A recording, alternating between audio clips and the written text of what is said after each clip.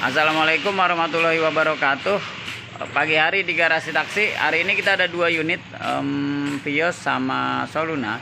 Hari ini kita sharing ke teman-teman perihal mobil overheat ya. Jadi banyak banget teman-teman yang ngalamin mobil overheat di jalan. Kita coba sharing ke teman-teman, mudah-mudahan bermanfaat. Jangan lupa like, komen, dan subscribe.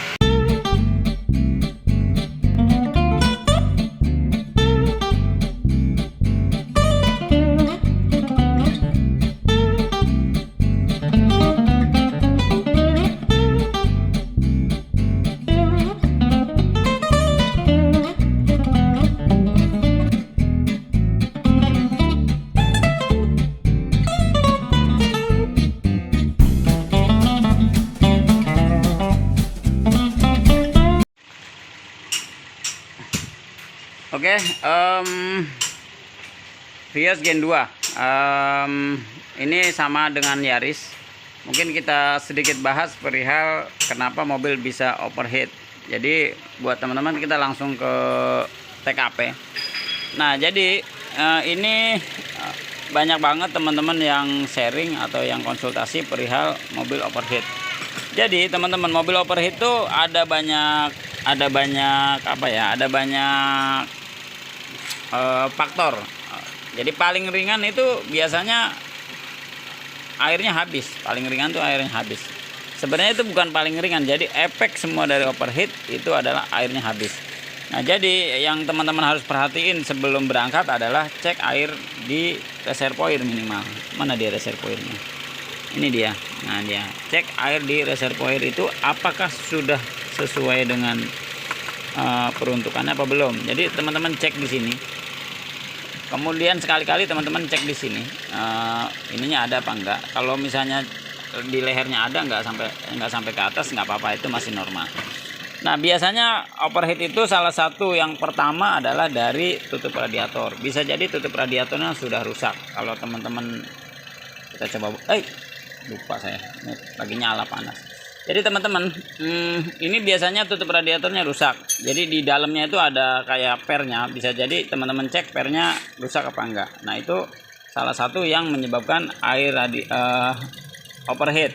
Jadi dia seharusnya dia buka tutup ke reservoir, jadi dia nggak main. Jadi dia misalnya ngeluarin terus. Nah, kadang-kadang banjir di reservoir di sini. Jadi ini salah satu yang menyebabkan itu overheat. Jadi ujungnya air habis. Jadi semuanya ujungnya air habis. Yang kedua adalah kebocoran yang ada di selang-selang sini. Jadi kebocoran yang ada di sini. Nah, bisa jadi kebocorannya kan nggak kedetek, misalnya tipis segala macam. Tapi kalau air habis ya rata-rata kurang lebih salah satunya itu. Bisa jadi dari selang-selang. Atau bisa jadi dari radiator. Nah, radiator di dalam ya. Jadi dari radiator juga bisa jadi teman-teman ada kebocoran, bisa jadi radiator bocor, atau bisa juga radiator mampet.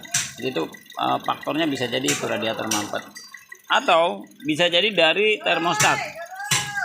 Jadi dari termostat yang nggak buka tutup. Jadi dia kan ketika suhu mesinnya tinggi, nah dia minta tinggi, jadi dia nggak boleh mendidih nih di mesinnya. Jadi dia keluar, nanti diademin lagi di radiator, terus dimasukin lagi. Jadi idealnya di 95-an. Biasanya di 95 termostat itu akan buka 90 sampai 98. Nah, ada masalah ketika termostatnya bermasalah, lambat, dia 100 lebih baru buka. Nah, itu kadang-kadang dia jadi overheat. Nah, itu yang mesti jadi perhatian. Nah, cara ngeceknya bagaimana? Nanti kita buat tutorialnya khusus ya. Jadi ini sementara penyebab-penyebabnya. Bisa juga dari water pump. Jadi dari water pump, nah posisinya di bawah ya. Dari water pump yang sudah keropos. Jadi itu juga bisa. Jadi ada water pump, ada termostat, terus ada tutup radiator, ada kebocoran. Jadi teman-teman itu cek yang sekitaran itu.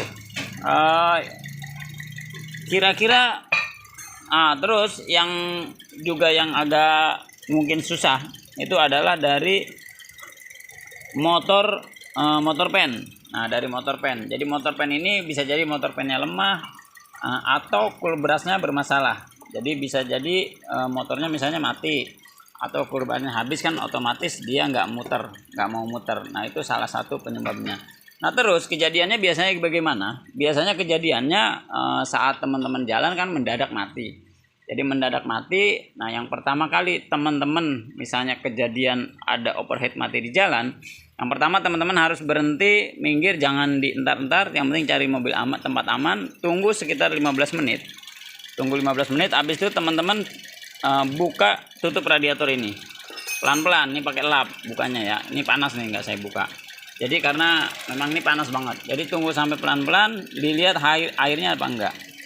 Nah, dilihat ada airnya apa enggak. Kalau airnya misalnya ada, berarti kan masalahnya bukan di airnya habis. Masalahnya bisa jadi dari termostatnya nggak ngebuka atau apa segala macam, atau water pumpnya bermasalah. Itu bisa jadi kalau memang airnya nggak habis.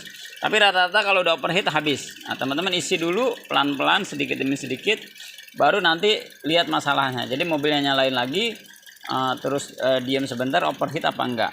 Nah sebelum teman-teman jalan, jadi ketika ini lagi overheat, teman-teman pastikan kipasnya nyala. Nah contoh ini kan, ini misalnya nih lagi overheat. Jadi kita nyalain. Nah kita tunggu sampai dia motor pennya nyala. Kalau dia motor pennya nyala berarti normal. Berarti kan karena airnya habis. Tapi kita kan masih belum tahu nih. Teman-teman ya cari ke bengkel terdekat lah. Paling kan nyampe dulu. Memang ada kasus-kasus yang setelah itu juga nggak ada masalah. Ada kasus-kasus seperti itu. Teman-teman nanti dicekin. Ya kalau bisa sih tetap ke bengkel. Dicekin kira-kira ada masalahnya di mana. Ada yang bocor kah? Cek dulu ya kebocorannya. Nanti kan kelihatan nih kalau panas. Misalnya udah panas terus ini, nah nanti kelihatan dia kalau bocor itu pasti walaupun sejarum dia akan nyembur. Nah teman-teman lihat pelan-pelan. Yang susah memang agak di radiator, itu kadang-kadang susah kita ngedeteknya. Nah, radiator itu agak susah. Tapi teman-teman nanti pelan-pelan sambil lihat indikator. Kurang lebih begitu cara penanganannya teman-teman. Yang penting sebelum jalan jauh teman-teman harus memperhatikan airnya ada, terus indikatornya juga nyala. Yang penting itu dulu. Mudah-mudahan tipsnya bermanfaat. Wassalamualaikum warahmatullahi wabarakatuh.